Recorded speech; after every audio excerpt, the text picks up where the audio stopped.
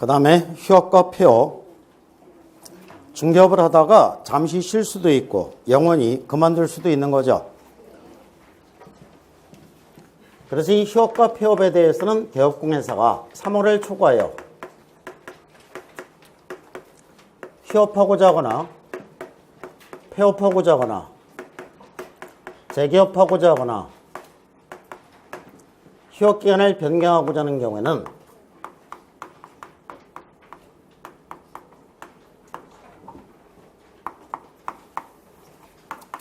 미리 신고를 해야 됩니다. 3월을 초과하여 휴업하고자 하거나 폐업하고자 하거나 재개업하고자 하거나 휴업기간을 변경하고자 하는 경우는 미리 신고를 해야 된다. 노란 걸로다가 딱 한 군데 동그라미를 치면 어디? 감각이 있으시네요. 미리 신고입니다. 사전 신고가 된다는 얘기죠.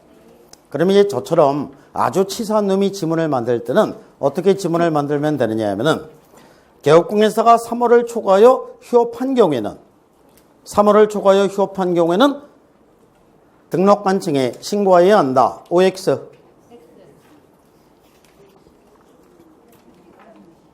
리바이블? 개업공인사가 3월을 초과하여 휴업한 경우에는 등록관청에 신고해야 한다. OX? X. 휴업한 경우에 신고하는 게 아니라 휴업하고자 하는 경우에 신고를 해야 되는 겁니다. 이게 사전과 사후의 차이점이 되는 거죠.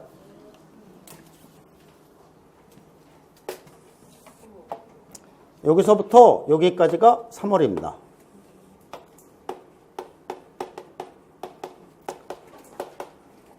(3월을) 초과하여 휴업하고 나서 여기서 신고하는 게 아니라 3월을 초과하여 휴업하고자 마음 먹었을 때 사전에 신고를 하고 3월을 초과하여 휴업할 수 있다는 얘기죠. 그러니까 3월을 초과하여 휴업한 경우에 신고해야 한다. 이거죠. X. 3월을 초과하여 휴업하고자 하는 경우에 신고해야 한다. 동그라미.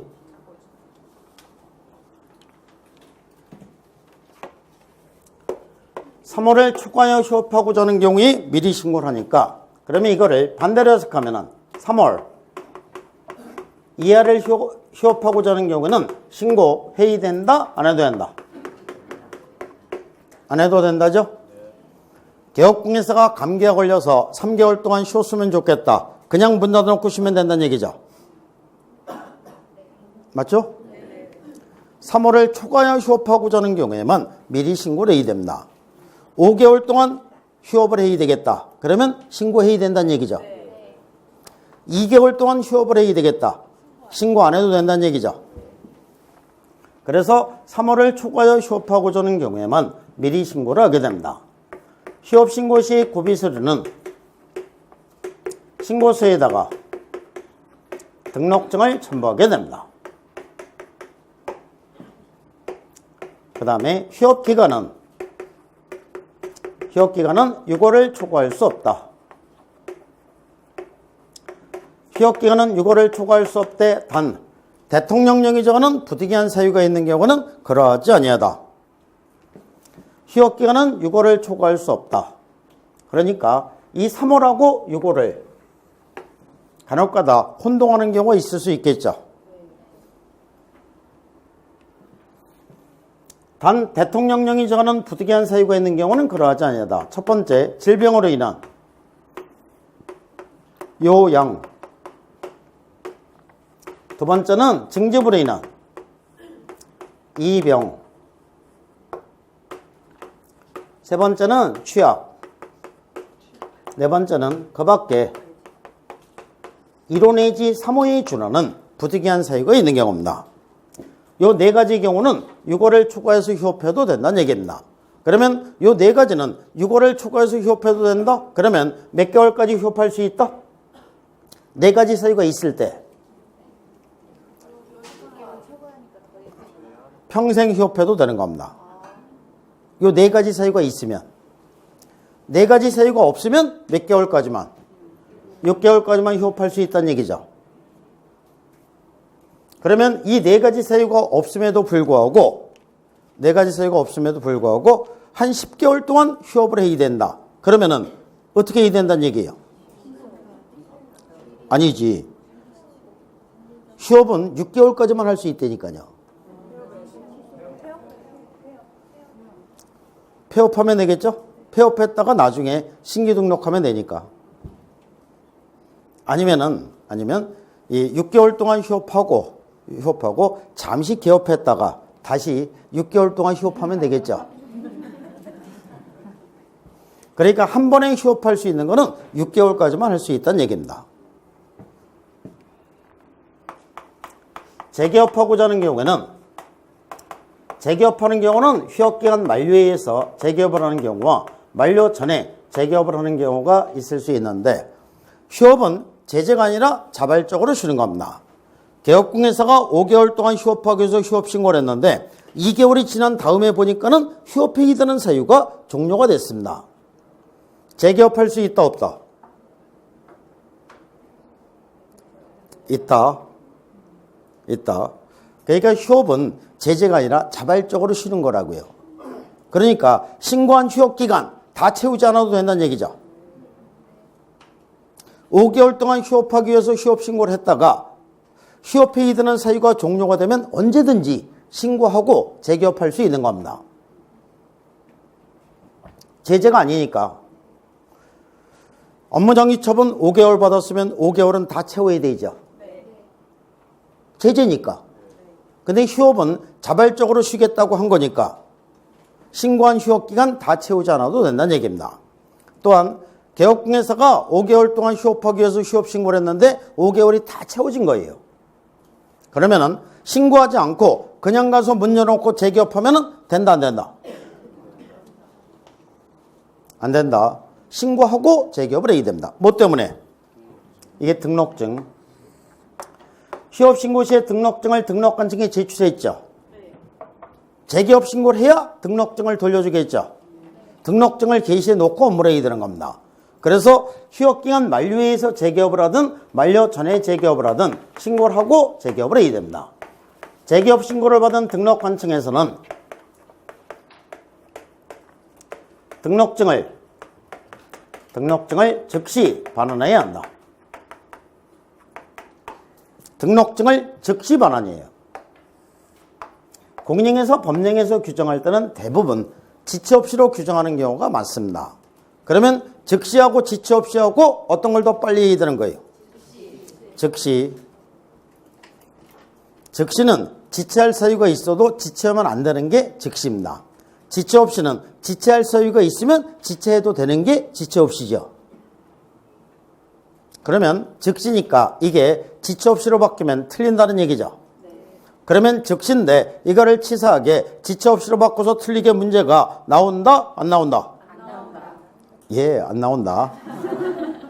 대단하세요. 한 번 가르쳐줬는데도 탁탁 접근하고 11회 시험 이후에는 이렇게 비슷한 말로 바꿔서는 틀리게 문제 안 나온다고 했죠. 그러니까 이런 거 외우려고 고생 안 하셔도 된다는 얘기입니다. 즉시 반환해야 한다. 반환이에요. 등록증에 대해서는 지금까지 교부라는 말이 나왔었고 재교부라는 말이 나왔었고 여기서 반환이라는 말이 나오게 되죠. 세 가지가 쓰임새가 약간씩 틀리죠. 교부는 어느 때 교부라는 말을 씁니까? 이게 처음 만들어주는 게 교부예요. 재교부는 당연히 다시 만들어주는 게 재교부죠. 그러니까 분실, 훼손, 기재사항 변경 이 경우에 재교부라는 말을 쓰겠죠. 반환은 보관하고 있던 거 그대로 돌려주는 게 반환이에요. 등록증에 커피 얼룩이 이렇게 묻어있으면 묻어있는 상태대로 그대로 돌려주는 게 반환입니다. 그러니까 반환이니까 이게 교부나 재교부로 바뀌면 틀린다는 얘기죠. 그러면 반환인데 이거를 치사하게 교부나 재교부로 바꿔서 틀리게 문제가 나온다? 안 나온다? 나온다 안 나온다? 안 나온다니까요. 생각해 보세요. 교부에 주는 거나 재교부에 주는 거나 반환에 주는 거나 주는 거 마찬가지죠. 11회 시험 이후에는 이렇게 비슷한 말로 바꿔서는 틀리게 문제 안 나온다고요.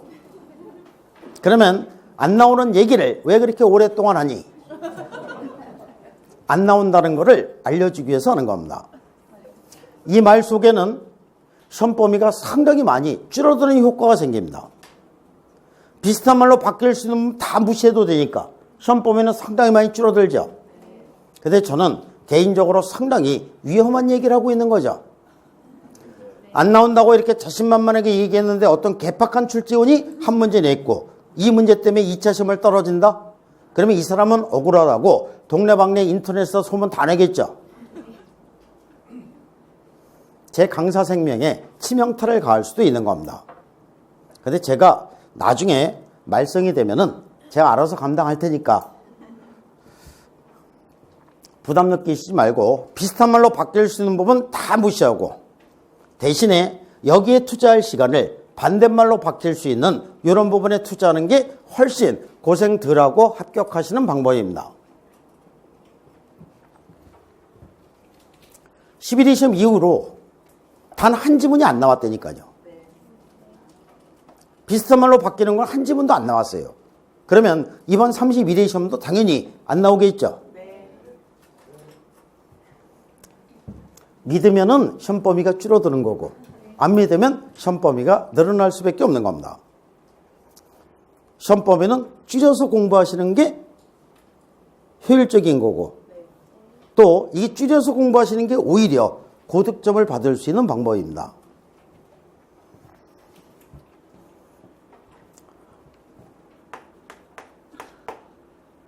또한 개업공예사가 계속해서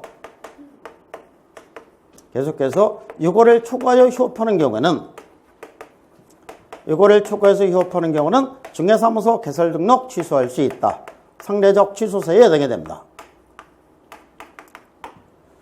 취소 사유에는 두 가지가 있습니다. 절대적 취소 사유와 상대적 취소 사유가 있게 되는데 절대적 취소 사유는 반드시 등록을 취소해야 된다는 얘기죠. 등록 간청에서 재량의 여지 없이 반드시 등록을 취소해야 되는 사유가 절대적 취소 사유가 되고 상대적 취소 사유는 등록 취소를 해도 되고 안 해도 되는 사유가 상대적 취소 사유가 되는 거죠. 그러면 절대적 취소 사유와 상대적 취소 사유 중에서 어떤 게 더 무거운 행정처분입니까? 어휴, 잘하시네요. 절대적 취소 사유가 더 무거운 행정처분이 되는 겁니다. 이 사유는 나중에 저기 뒤에 가서 배우시게 됩니다. 또한 개업공예사가 휴폐업 신고 의무에 위반했을 때는 100만 원 이하의 과태료 처분 사유에 해당이 됩니다. 휴폐업 신고 의무에 위반했을 때는 100만 원 이하의 과태료 처분 사유에 해당된다? 외워야 된다? 안 외워도 된다? 안 외워도 된다.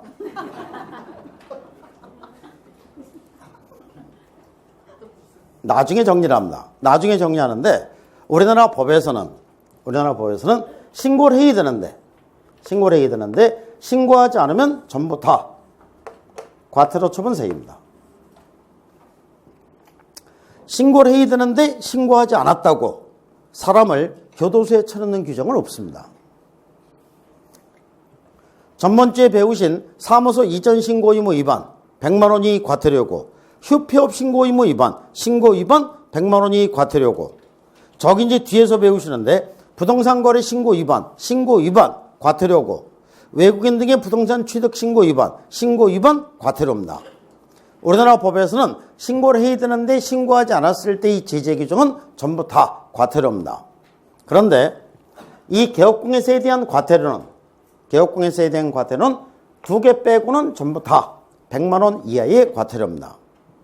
그러니까 나중에 이게 두 개를 잘 알아두시면 된다는 얘기죠.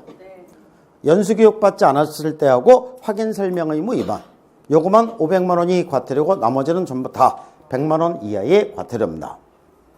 그래서 이제 이런 식으로 해서 이게 접근하면 이거를 줄줄이 외우지 않더라도 한 글자씩 따서 이게 쭉 외우지 않더라도 문제가 나왔을 때는 쉽게 정답을 찾을 수 있는 겁니다. 또한 폐업하고자 하는 경우에 미리 신고하고 재개업하고자 하는 경우와 휴업기한을 변경하고자 하는 경우에도 미리 신고를 하는데 재개업 신고와 휴업기한 변경 신고는 이거는 전자문서인 신고도 할 수 있다. 그러면 반대로 해석하면은 3월을 초과하여 휴업하고자 하거나 폐업하고자 하는 경우는 전자문서로 신고할 수 있다, 없다? 없다. 이거는 방문 신고만 가능한 겁니다. 뭐 때문에? 등록증을 들고 가야 되는 거죠. 들고 가야 되니까는 이거는 방문 신고만 가능한 겁니다. 그런데 재기업 신고와 휴업기한 변경 신고할 때는 등록증 첨부 합니까, 안 합니까? 재기업 신고와 휴업기한 변경 신고할 때는 등록증이 어디가 있어요? 등록관청이 이미 가 있죠. 그러니까 신고서만 제출하면 되니까 신고서는 인터넷으로 가죠. 신고서 서식에 인터넷으로 써갖고 그냥 보내면 되잖아요. 그래서 전자문서현 신고를 할 수 있다. 지금까지 요게 포인트가 돼서 문제가 나온 경우가 가장 많았습니다. 그러니까 이제 여기서 의문을 가지시는 분들이 있습니다. 그러면 3월을 초과하여 휴업하고자 하거나 폐업하고자 하는 경우에 등록증을 첨부해야 된다면 등록증 스캔 떠서 보내면 될 거 아니니 말 된다, 안 된다? 안 된다. 이런 말을 하는 사람이 있기 때문에 요즘에 강조되는 말이 무슨 얘기냐면은 원본이라는 말이 강조가 됩니다. 이거 등록증 원본 제출해야 되는 거죠. 스캔 떠서 보내는 거는 이건 원본 제출하는 게 아니죠. 또한 여기서 이제 재기업할 때 그러면 재기업 신고는 인터넷으로 전자문서로 할 수 있다고 쳐. 그래도 등록증을 찾아와야 되니까 게시해놓고 업무를 해야 되니까 결국 등록관청에 갔다 와야 되는 거 아니니 말 된다, 안 된다? 쓸데없는 걱정까지 할 필요는 없습니다. 그러니까 여기서 등록증을 즉시 반환해 주도록 규정이 되어 있죠. 이거는 등록관청에서 알아서 하는 거예요. 등록증을 돌려주는데 우편으로 주든 아니면 택배로 주든 아니면 담당 공무원이 출장 나와서 갖다 주든 이건 지들이 알아서 하는 거죠. 개공상하는 것은 재기업 신고서만 제출하면 되는 거죠. 그러니까 여기서 등록증을 수령한 후에 업무를 해라 이런 규정이 없어요. 그러니까 전자문서엔 신고를 할 수 있다 이렇게 되는 거죠. 등록증을 갖고 와야 되니까 방문 신고만 해야 되는 거 아니니 이렇게 생각하실 필요는 없다는 얘기입니다. 신고서만 제출하면 된다고요. 그래서 전자문서엔 신고를 할 수 있다. 나중에 이거를 물어보시는 분들이 많이 있기 때문에 미리 얘기해 드리는 거예요. 그러니까 재기업 신고를 하면 등록관청에서 등록증을 줘야 되죠. 맞잖아요. 등록관청에서 등록증을 줘야 돼요. 그건 등록관청에서 알아서 하는 일이지 개업공회사가 이것까지 관여할 일은 아니에요. 그래서 전자문서엔 신고를 할 수 있다. 신고서만 제출하면 되니까 오케이? 근데 현실적으로는 가죠. 현실적으로는 재기업 신고하면은 등록관청에서 전화가 오잖아요. 재기업 신고하셨으니까 등록증 돌려줄 테니까 와서 갖고 가십시오. 이렇게 가서 갖고 옵니다. 근데 거기서 안 갖고 오고 뻐겨도 돼요. 등록관청에서 등록증을 반환해 주도록 규정이 돼 있으니까 나 시간 없어서 못 가겠다. 네가 알아서 달라. 그러면 우편으로 주든 택배로 주든 어떻게든 줘야 되는 거예요. 반환해 주도록 규정이 돼 있으니까. 그러니까 서로 협조하는 측면에서 가지러 오라고 하면은 그냥 갖고 오는 거지. 꼭 그렇게 해야 될 의무가 있는 건 아니란 얘기입니다. 그래서 전자문서엔 신고를 할 수 있다. 그러니까 이렇게 말이 길어지는 이유는 결국은 재기업 신고, 전자문서로 신고할 수 있다. 이거를 설명하기 위해서 그런 겁니다. 이렇게 알아두시면 돼요. 나중에 이제 휴업과 업무정지 처분의 공통점과 차이점 이런 거에 대해서 쭉 이렇게 응용해서 나가게 되는데 응용해서 나가는 건 나중에 하고 일단 기본 내용은 이게 전부 다입니다. 간단하죠? 매 시험마다 한 문제.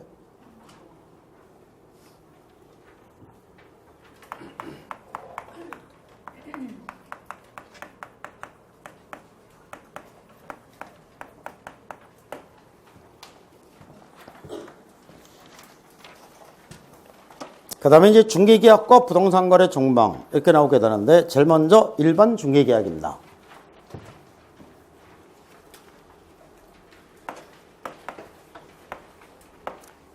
일반 중개계약이라는 것은 의뢰인이 개업공예사에게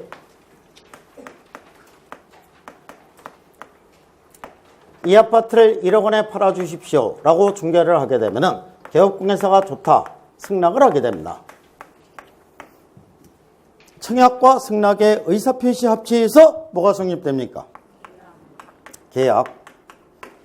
이쪽 의뢰인도 개업공예사에게 1억 원짜리 아파트 한 채만 사주십시오 라고 중개를 하게 되면 개업공예사가 좋다 승낙을 함으로써 청약과 승낙의 의사표시 합치해서 계약이 체결되게 됩니다.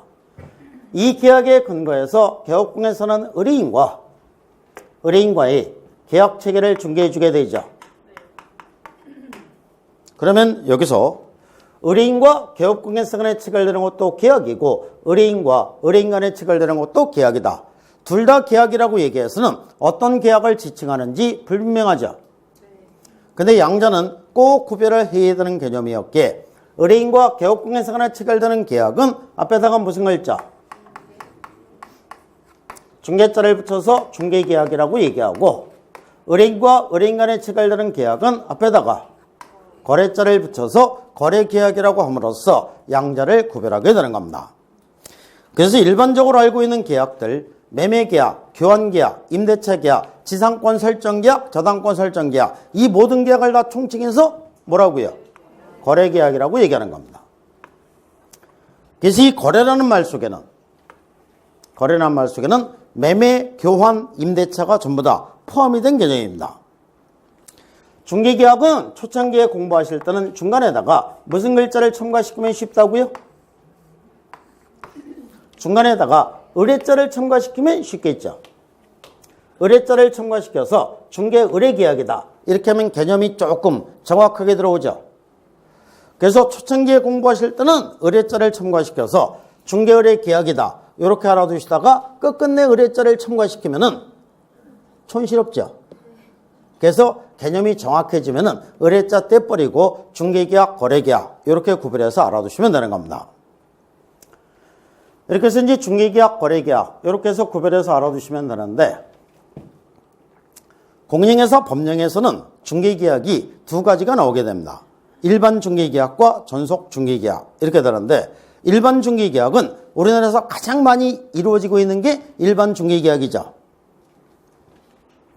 우리나라에서 가장 많이 이루어지고 있는 계약이 일반 중개계약인데 일반 중개계약이라는 것은 의뢰인이 여러 명의 개업공예사에게 경쟁적으로 중개를 하는 것을 일반 중개계약이라고 얘기합니다.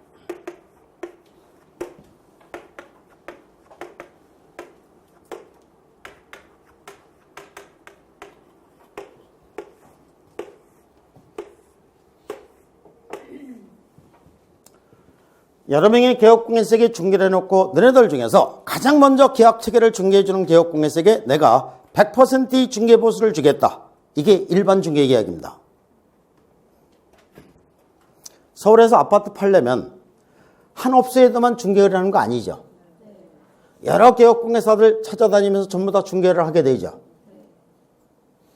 이게 일반 중개계약입니다. 이거를 일반 중개계약이라고 얘기하는데 이 일반 중개계약은 여러 가지 이제 문제점이 있게 됩니다. 이 시험에 안 나오는 거니까 그냥 편하게 들어두시면 됩니다. 그 노트 필기 내용에도 없죠? 시험에 안 나오니까 없는 거예요. 첫 번째, 지금 의뢰인 입장이에요. 의뢰인 입장이라고요. 어떤 문제가 있습니까? 여러 명의 개업공예사를 찾아다니면서 중개를 해야 된다? 불편하지. 그렇죠? 일일이 찾아다니면서 중개를 해야 되니까 불편하다는 문제점이 있게 됩니다. 두 번째는 그러면 의뢰인이 여러 명의 개업공개석에 중개를 하면은 이 개업공개서들은 열심히 중개활동을 하느냐? 의뢰인을 위해서 열심히 중개활동 해줍니까? 안 해줍니까? 해줘요? 잘 안 해주지. 잘 안 해줘요. 나중에 개업공개사가 되신 다음에도 역시 잘 안 해요. 왜 안 할까요? 그래서 일반 중개계약은 의뢰인이 여러 명의 개업공개석에 중개를 해놓고 너네들 중에서 1등하는 사람에게 중개보수를 주겠다. 1등만 존재하는 거예요. 선착순이죠. 여기 있는 사람한테 저기를 뛰어갔다 오되 1등하는 사람에게만 보수를 주겠습니다. 그럼 여기 있는 사람들 전부 다 뛸까요? 안 뛸까요? 안 뛰지. 안 뛸 거죠. 왜? 1등할 가능성 희박한데. 1등할 가능성 없잖아요. 1등할 가능성 없는데 저기 뛰어갔다 올 일 없잖아요. 그러니까 이 개업공개서들이 전부 다 1등할 가능성이 희박하니까 열심히 중개활동을 하지 않는다는 얘기입니다. 그래서 이제 유식한 말로 개업공개서의 책임중개를 기대할 수 없다. 개업공개서가 열심히 중개활동을 하지 않는다는 얘기입니다. 그 다음에 세 번째는 이 개업공개사가 다행히 매수 의뢰인을 찾았습니다. 이 개업공개사가 의뢰인을 찾아서 양당사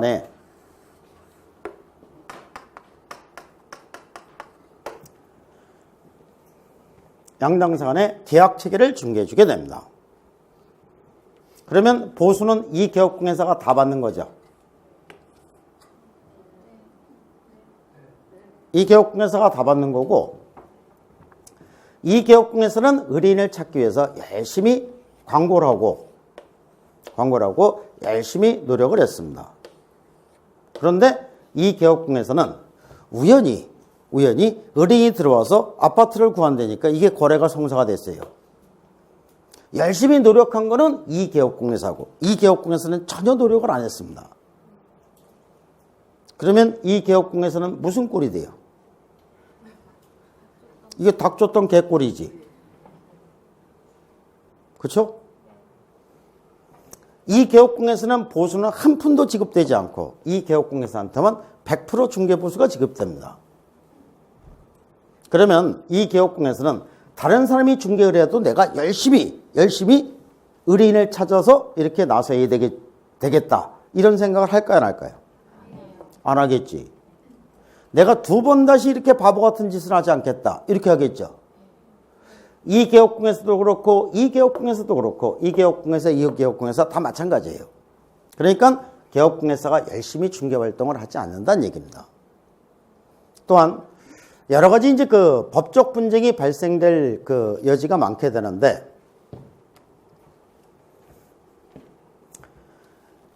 이 개업공개사가 열심히 의뢰인을 찾아서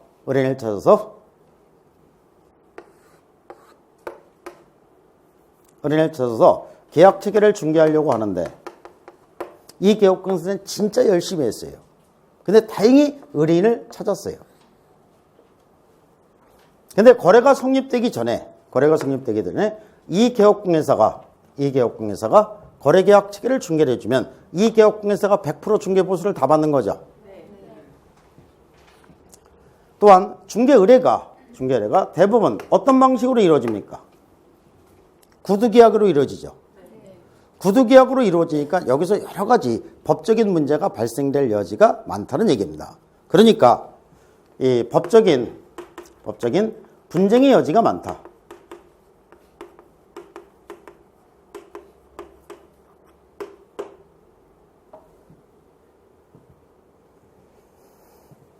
이 개업공개사가 이제 의뢰인을 찾아서 계약 체계를 중개하려고 하니까 이 의뢰인들의 입장에서 보면 사실은 개업공개사는 별로 일을 하지 않고 상당히 고액의 보수를 받는 듯한 이런 인상을 받게 되죠. 요즘에 그 공인중개사 그 홈쇼핑 보셨습니까? 아, 못 보셨어요? 그럼 여기 학원에 어떻게 오셨어요? 요즘에 뭐 홈쇼핑 보고 오는 사람도 있고 뭐 이게 여러 가지 그 광고 방법이 있죠. 이제 홈쇼핑을 한번 봤습니다. 채널을 돌리다가 우연찮게 그 딸내미가 아빠 나온다고 해갖고 한번 봤어요. 근데 거기 이제 그 설명을 하기를 그렇게 설명을 하더라고요. 9억짜리 아파트를 매매를 중개해 줬을 때 중개보수를 최대 얼마? 99, 81, 810이죠. 810 양쪽이니까 1620. 중개보수를 최대 1620을 받을 수 있다. 너무 붕붕 띄우는 거죠. 딱 한 건에 1620을 벌을 수 있다. 뭐 3억짜리 전세만 중개해 주더라도 뭐 얼마를 벌을 수 있다. 이런 식으로 해서 이제 그 홈쇼핑에 나오더라고요. 아, 그거 틀린 얘기는 아니에요. 맞아요. 중개보수가 그 금액이 맞죠? 틀린 얘기는 아닙니다. 그 얘기를 하려고 했던 게 아니라 그러면 의뢰인들은 이 개업공개서가 별로 하는 일도 없이 상당히 고액의 보수를 받는 듯한 이런 인상을 받게 되죠. 이 개업공개서가 공인중개사 자격을 취득하기 위해서 얼마나 많이 고생을 했는지, 이 의뢰인을 찾기 위해서 얼마나 많이 광고비를 지출하고 이 노력을 했는지 이거는 전혀 생각하지 않고 그 당시 계약서 쓰는 그 당시만 생각하는 거죠. 그렇잖아요. 그러다 보니까 이제 수수료가 아까운 생각이 드는 거예요. 얘가 살 의사가 있는 거 확인했으니까 이 의뢰인에게 매수 의뢰인에게 몰래 전화를 합니다. 몰래 전화를 해갖고 둘이서 다방에서 만나서 직접 계약을 체결합니다. 그리고 보수 안 주는 거예요. 그러면 이 경우에 의뢰인들은 개업공개서의 보수를 줘야 되느냐 안 줘도 되느냐? 줘야 된다 안 줘야 된다?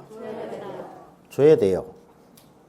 줘야 되는데 이 개업공개서의 소개에 의해서 이렇게 왔을 때 이게 명백하면 보수를 줘야 되는데 이게 명백하지 않은 경우도 있잖아요. 그렇죠?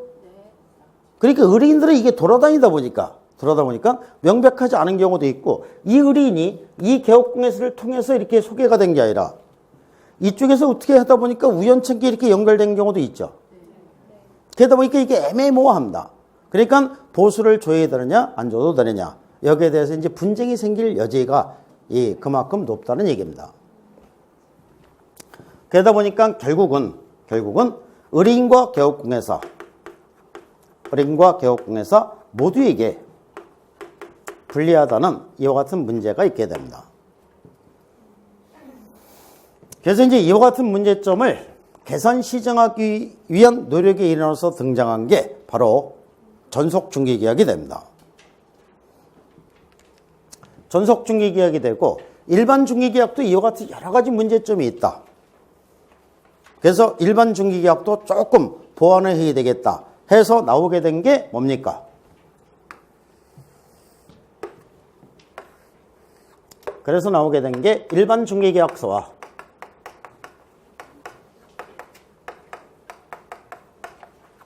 그 다음에 전속중개계약서가 됩니다.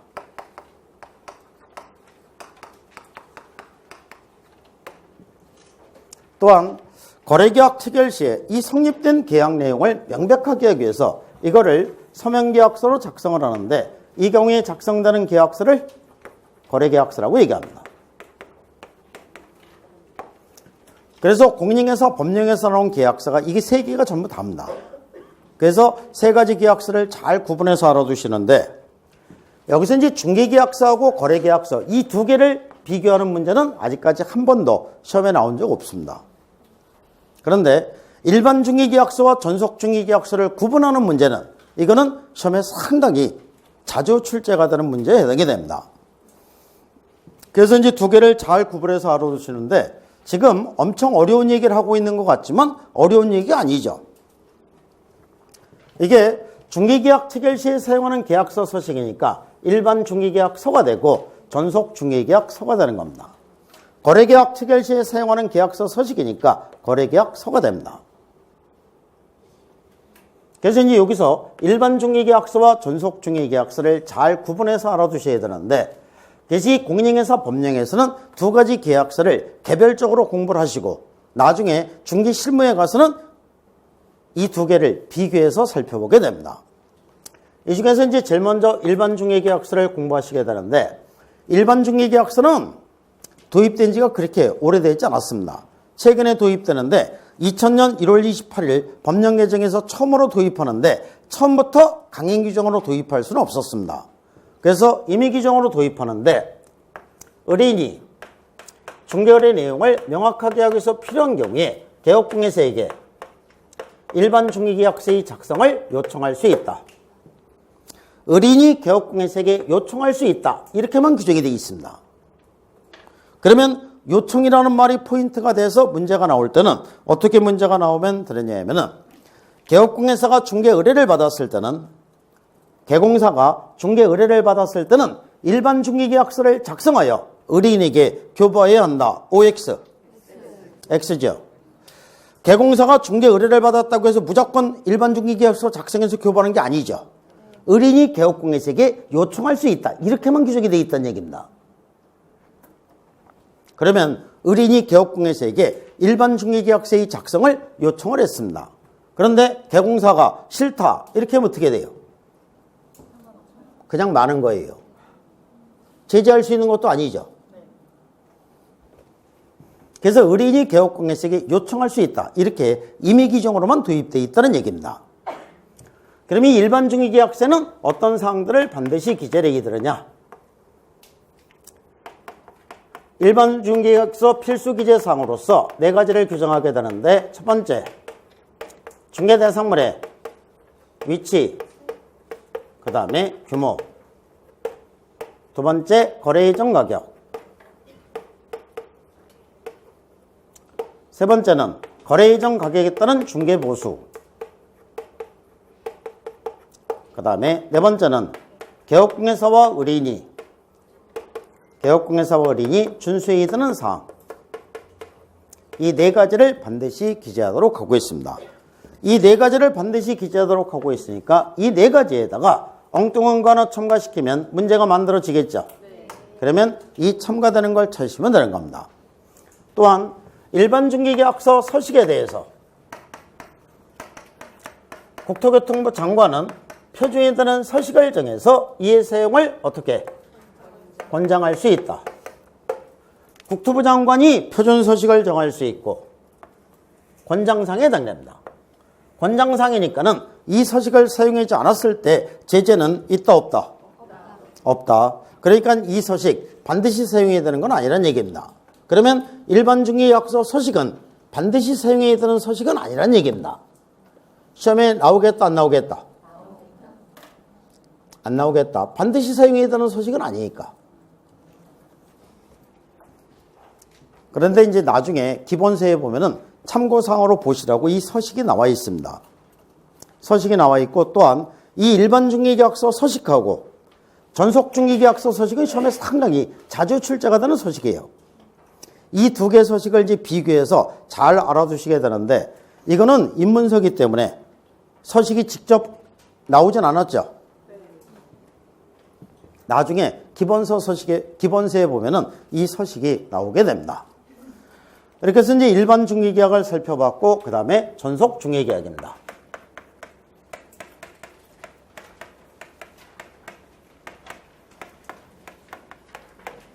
전속 중개계약이라는 것은 중개계약이라는 말 앞에 전속이라는 두 글자가 붙게 됩니다. 이 전속이라는 용어는 일상 용어로도 많이 사용을 하고 있죠. 전속, 탤런트, 전속, 가수, 전속, 모델. 어떤 이쁜 모델이 특정 회사와 전속 모델 계약을 체결했다. 그러면 이 전속 모델 계약이라는 것은 어떤 의미를 갖고 있는 것이냐? 이 모델은 오직 그 회사 광고에만 출연하겠다는 약정, 이것을 전속 모델 계약이라고 얘기하죠.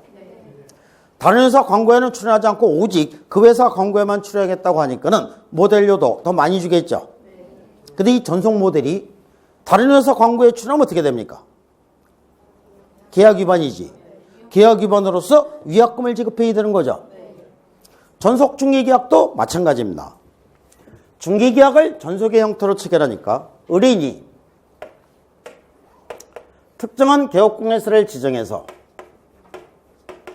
이 개업공예사의 중개에 의해서만 거래계약을 체결하겠다는 약정, 이것을 전속 중개계약이라고 얘기합니다. 일반 중개계약은 의뢰인이 여러 명의 개업공예사에게 경쟁적으로 중개를 하는 거죠. 여러 명의 개업공예사에게 중개를 해놓고 너네들 중에서 가장 먼저 계약 체결을 중개해주는 개업공예사에게 100%의 중개보수를 주겠다. 이게 일반 중개계약입니다. 전속 중개계약은 의뢰인이 오직 한 명의 개업공예사에게만 중개를 하는 것을 전속 중개계약이라고 얘기합니다. 다른 개업공예사에게는 중개를 하지 않겠다는 얘기죠. 즉 다른 개업공예사가 중개를 해주면 거래계약을 체결하지 않고 네가 중개해 주는 것만 거래계약을 체결할 테니까 열심히 중개활동을 해달라. 이게 전속 중개계약이 되는 겁니다. 그래서 전속 중개계약이 체결되면 공인중개사 법령에 근거해서 의뢰인과 개업공예사는 일정한 권리 의무를 부담하게 되는데 개업공예사는 총 4가지 의무를 부담하게 됩니다. 첫 번째는 전속 중개계약서를 작성해서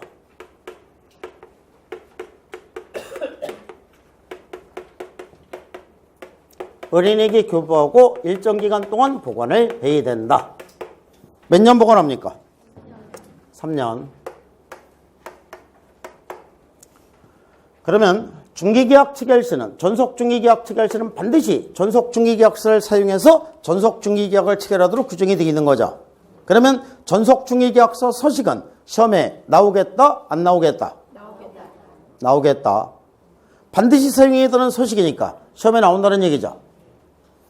전속 중개계약서 서식에서 시험에 나올 때 시험에 가장 많이 나오는 것은 바로 유효기간한 지문입니다. 전속 중개계의 유효기간은 3월을 원칙으로 하되 단 개업공예사와 의뢰인이 합의하여 별도로 정한 경우는 그 기간에 따른다. 이렇게 되어 있습니다. 그러니까 전속 중개계의 유효기간은 3월을 원칙으로 하되 개업공예사와 의뢰인이 합의하여 별도로 정한 경우는 그 기간에 따른다. 이렇게 되어 있다고요. 그러면 의뢰인과 개업공예사가 전속 중개계약을 체결하면서 전속 중개계 유효기간을 5개월로 약정할 수 있다 없다? 있다. 1개월로 약정할 수 있다 없다? 있다죠? 약정하는 데 있어서는 이 3개월은 아무 의미가 없다는 얘기죠. 그러다 보니까 이제 시험에 자주 출제가 되는 거예요. 전속 중개계 유효기간은 3월을 원칙으로 하되 개업공예사와 의뢰인이 합의하여 단축할 수는 있으나 연장할 수 없다. X죠? 연장할 수 있으나 단축할 수 없다. X죠? 연장하건 단축하건 지들 마음입니다. 그 다음에 두 번째는 전속 중개계약을 체결한 개업공예사는 7일 이내에 중개 대상물을 부동산거래 정보망 또는 일간신문에 공개를 해야 됩니다.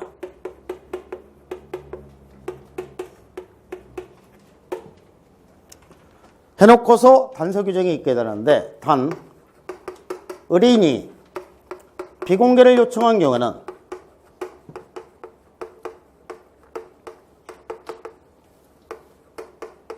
공개하면 안 된다. 공개 금지입니다. 의뢰인이 비공개를 요청한 경우는 공개하면 안 된다. 이렇게 되는데 그래서 이 전속중개계약을 보완하는 제도가 바로 이 부동산거래 종망제도가 됩니다. 이 부동산거래 종망은 이 전속중개계약 다음 단에서 나오게 됩니다. 이 부동산거래 종망을 운영하는 사업자를 거래정보사업자라고 얘기하고 거래정보사업자로 지정을 받고자 하는 경우는 첫 번째 요건이 전국에서 500명 이상의 개업공예사가 이용 및 가입 신청을 해야 되고 이 사람들은 전국 2개 이상의 시도에서 각각 30명 이상씩 돼야 됩니다. 그러니까 이 부동산거래 종망에는 500명 이상의 개업공예사가 이용 및 가입 신청을 하고 있다는 얘기입니다. 그러니까 의뢰인은 한 명의 개업공예사가만 중개를 하더라도 이 개업공개사가 중개상물을 부동산거래 촉망에 공개하면은 의뢰인은 가만히 앉아서 500명 이상의 개업공개사를 찾아다니면서 중개행위와 동일한 효과가 발생이 되는 거죠. 그래서 전속중개계약이 일반 중개계약보다 팔릴 확률이 높아지는 거예요.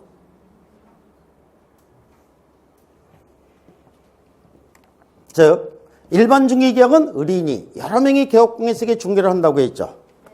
여러 명의 개업공개사에게 중개를 하고 너네들 중에서 가장 먼저 계약 체결을 중개해주는 개업공개사에게 100%의 중개보수를 주겠다. 전속중개계약은 오직 한 명의 개업공개사에게만 중개를 하는 겁니다. 그러면 다른 전제 조건을 다 무시한다면 전제 조건 무시. 한 사람한테 중개하는 것과 여러 명한테 중개하는 것 중에서 어떤 게 더 팔릴 확률이 높을까요? 여러 명이지. 그렇다면 전속중개계약 체결할 멍청이들은 없다는 얘기입니다. 그래서 이 전속중개계약을 보완하는 제도가 부동산거래 촉망제도가 되는 겁니다. 그러니까 의뢰인은 한 명의 개업공개사만 중개를 하더라도 이 개업공개사가 중개상물을 부동산거래 촉망에 공개하면은 의뢰인은 가만히 앉아서 500명 이상의 개업공개사를 찾아다니면서 중개된 것과 동일한 효과가 발생이 되는 겁니다. 그래서 의뢰인 입장에서 팔릴 확률이 높아지는 거예요. 그러니까 전속중개계약에서 중개상물을 부동산거래 촉망에 공개하는 게 그만큼 중요한 사항이 된다는 얘기죠. 그래서 중개상물을 부동산거래 촉망에 공개할 때 어떤 사항을 공개를 해야 되느냐. 그것이 공개사항이 시험에 자주 출제가 되는 겁니다. 공개사항이 시험에 자주 출제가 되는데 공개사항은 총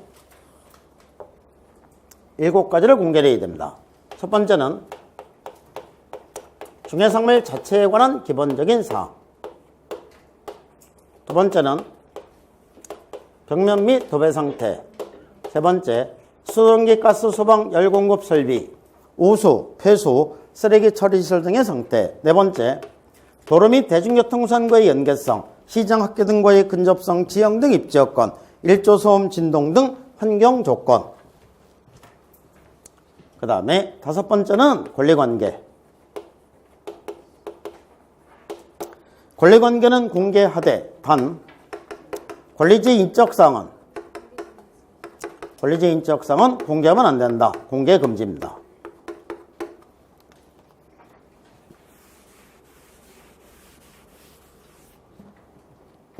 그 다음에 6번째는 공법상 이용자이나 거래 규제에 관한 사항.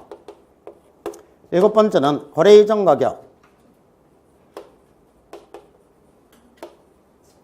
거래 이전 가격 및 공시지가.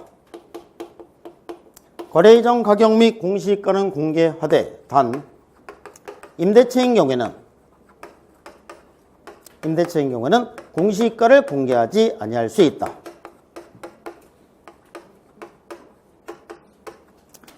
임대차에서는 공시지가라든가 분양가격이라든가 공시가격이라든가 이런 게 중요한 게 아니죠. 그래서 임대차인 경우에 공시지가는 공개하지 않아도 된다. 이렇게 해서 7가지를 공개를 해야 됩니다. 그러면 공개해야 되는 사항 7가지 외워야 된다? 안 외워도 된다? 저는 이것만 알려주면 되는 거죠. 외워야 되는 건지 안 외워도 되는 건지. 외워야 된다? 안 외워도 된다? 외워야 된다? 외워야 된다? 안 외워도 된다? 시키는 대로 할게? 시키는 대로 할게? 그럼 시키는 대로는 꼭 하세요. 안 외우셔도 됩니다. 원래 다른 강사들은 이거 외우라고 한 글자씩 쭉 따줘요. 근데 저는 한 글자씩 따는 거 잘 못합니다. 한 글자씩 따서 쭉 이게 외우는 게 그 당시에는 쉬워 보여요. 아, 요거 요렇게 해서 딱 외우시면 됩니다. 아주 쉬운 것 같죠?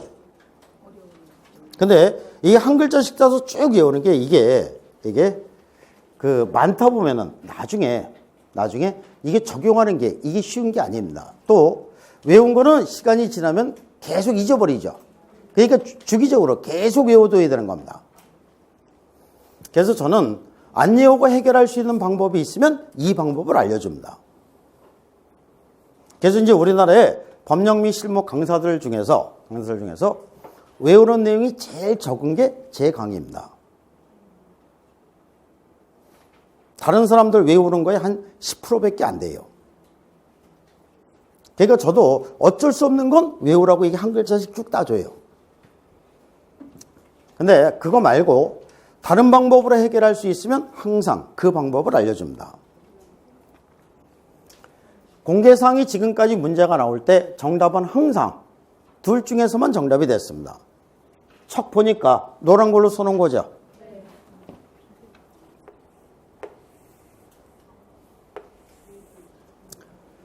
권리제 인적 사항 공개하면 안 된다. 공개 금지입니다.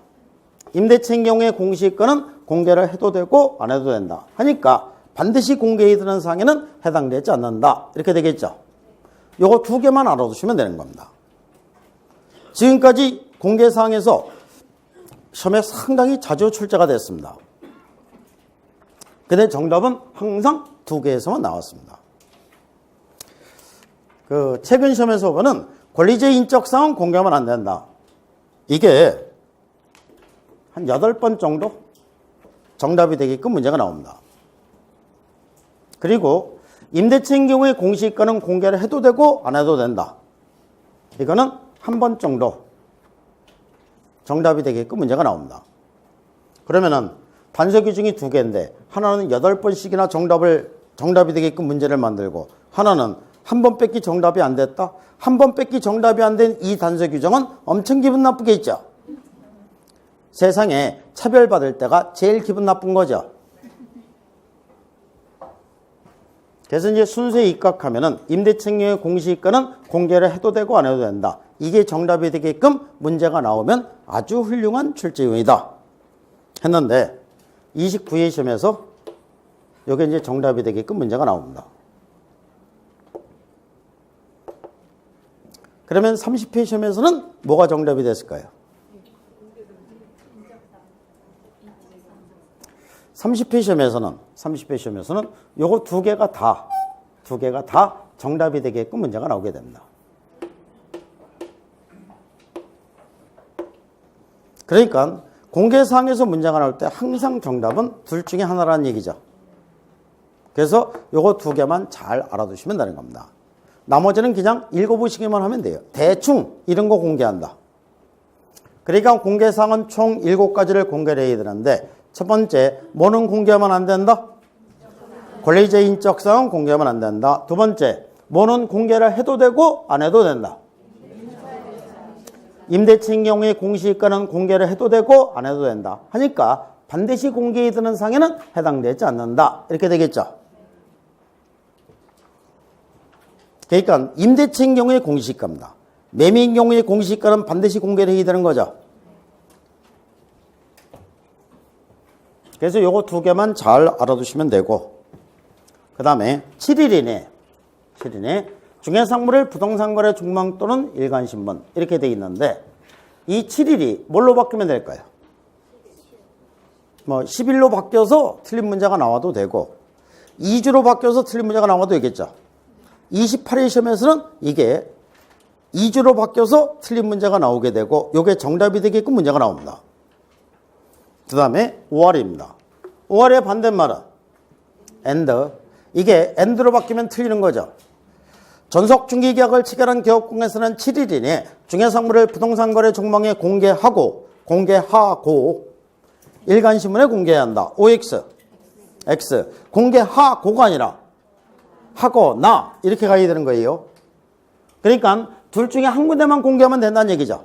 그런데 두 군데 다 공개해야 된다. 이렇게 해서 틀린 지문이 만들어지면 되는 겁니다. 또한 여기에는 단서 규정이 있게 되는데 단 의뢰인이 비공개를 요청한 경우는 공개하면 안 된다. 하지 말라면 당연히 하지 말아야 되겠죠. 그러면 이 단서 규정이 문제화 될 때는 단서 규정이 있을 때는 앞에 단정적인 말이 들어가면 틀린 겁니다.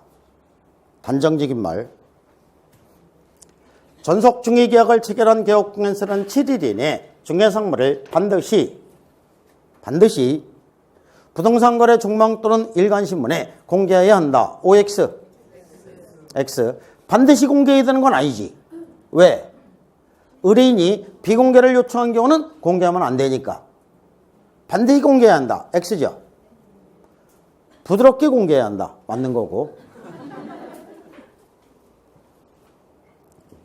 야, 그러면 실제 시험에서 진짜 그렇게 문제가 나오니? 나온다, 안 나온다? 나온다. 이게 전속중개계약에서 개업공개세의 의무사항에서 문제가 나올 때 가장 정답이 많이 됐었던 지문이 이 지문이에요. 전속중개계약을 체결한 개업공개사는 7일 이내 중개상물을 반드시 부동산거래 종목 등에 공개해야 한다. X예요. 반드시 공개해야 되는 건 아닙니다. 의뢰인이 비공개를 요청한 경우는 공개하면 안 되니까. 그러면 계속 이 지문을 정답으로 만들어 놓으니까 똑같은 지문이 정답으로 중복되죠. 똑같은 지문이 정답으로 중복된다? 우리나라 법령 및 실무 출제위원들이 아주 지옥적으로 생각하는 거예요. 그러니까 기출문제를 뺏기기는 뺏기되 정답이 똑같이 나오게끔은 안 뺏겠다는 얘기입니다. 이거는 존심이 상하는 거예요. 그래서 이제 지문을 바꾸기를 어떻게 도 바꾸냐면은 전속중개계약을 체결한 개업공개사는 7일 이내 중개상물을 부동산거래 종목 또는 일간신문에 의뢰인이 비공개를 요청하지 않는 한 공개해야 한다. OX 동그라미 이렇게도 나오고 별짓을 다 합니다. 결국 개업공개세의 의무사항에서 문제가 나올 때는 정보 공개 의무. 항상 정답은 여기서 정답이 되게끔 문제가 나오게 됩니다. 그러니까 전속중개계약을 체결하고 개업공개세의 의무사항 중에서 가장 중요하고 핵심적인 의무가 정보 공개 의무입니다. 이 정보를 공개해야지만 의뢰인 입장에서 보면 팔릴 확률이 높아지는 거죠. 그래서 이 개업공개세의 의무사항 중에서 가장 핵심적인 사항이 되다 보니까는 나머지는 들러리로 끼고 항상 정답은 여기서 정답이 되게끔 문제가 나옵니다. 그럼 이제 강사들이 이 문제를 찍을 때 이렇게 찍는 거예요. 요게 28회 시험. 7일이 2주로 바뀌어서 틀린 문제가 나와요. 29회 시험에서는 임대차인 경우에 공시가는 공개를 해도 되고 안 해도 된다. 하니까 반드시 공개해야 되는 사항에 해당되지 않는다. 30회 시험에서는 두 개가 다 정답이 된다고 했죠. 그럼 이제 중요한 거는 31회 시험이죠. 31회 시험에서는 어디가 정답이 된다?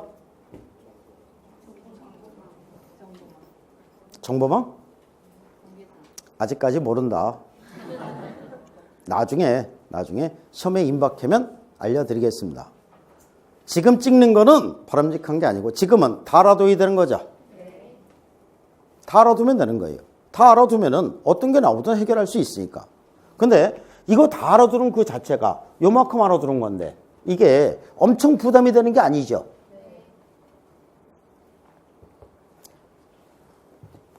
그 다음에 세 번째는 2주일이 1회 이상 업무 처리 사항을 의뢰인에게 문서로 통보해야 되고 네 번째 중개상물 확인 설명 의무를 성실히 이행해야 한다. 이와 같은 의무를 부담함으로써 의뢰인에게 판매 기회를 확대시켜주게 됩니다. 또한 의뢰인도 일정한 의무를 부담하게 되는데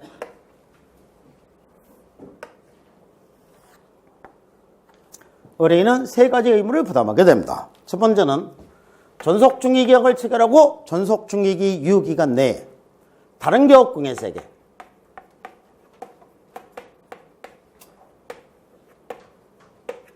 다른 개업공개사에게 중개를 해요 계약을 체결한 경우 전속중개계약을 체결하고 전속중개기 유효기간 내에 다른 개업공개사에게 중개를 해요 계약을 체결했다. 이 얘기는 전속 모델이 다른 회사 광고에 출한 거나 마찬가지죠. 그러니까 계약 위반이 된다는 얘기입니다.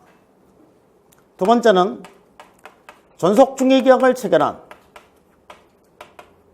개업공개사의 소개로 알게 된 사람과 개업공개사를 배제하고 지들끼리 직접 계약을 체결한 경우 직접 의뢰인을 찾아갔고 기껏 의뢰인을 찾아갔고 계약 체결을 중개하려고 하니까 보수를 절약하기 위해서 개업공개사 빼놓고 지들끼리 직접 만나서 다방에서 계약을 체결한 겁니다.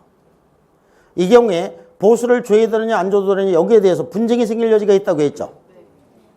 그런데 이제 전속중개계약은 이걸 아예 명시적으로 규정을 합니다. 이랬을 때는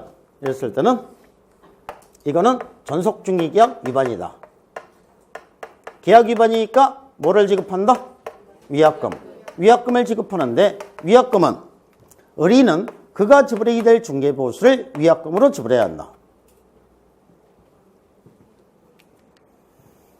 의리는 그가 지불해야 될 중개보수를 위약금으로 지불해야 한다. 세 번째는 전속중개기 유효기간 내에 의리인이 스스로 발견한 제3자와 직접 계약을 체결한 경우, 의리인이 스스로 발견한 제3자와 직접 계약을 체결한 경우는 이 경우는 전속중개기약 위반이 아닙니다.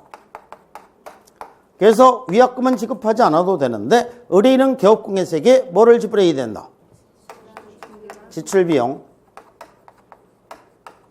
중개를 위해서 소요된 비용을 지불하되 무한정 보전해 주는 것이 아니라 중개보수 50% 범위 내로 제한이 됩니다.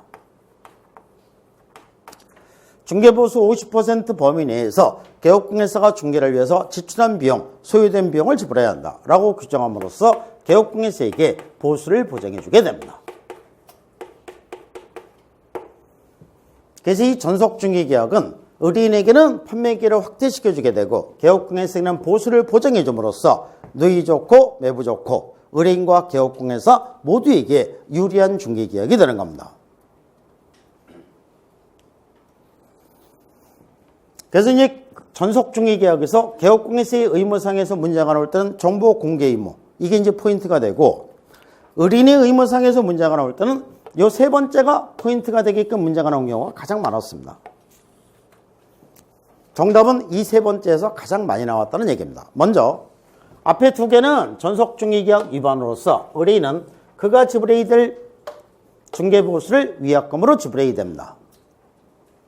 의리인이 스스로 발견한 제3자와 직접 계약을 체결했을 때 이때는 전속중개계약 위반이 아니니까 위약금은 지급하지 않아도 되는데 의리인은 중개보수 50% 범위 내에서 개업공예사가 중개를 위해서 지출한 비용, 소요된 비용을 지불해야 한다. 그러면은 문제를 만들 때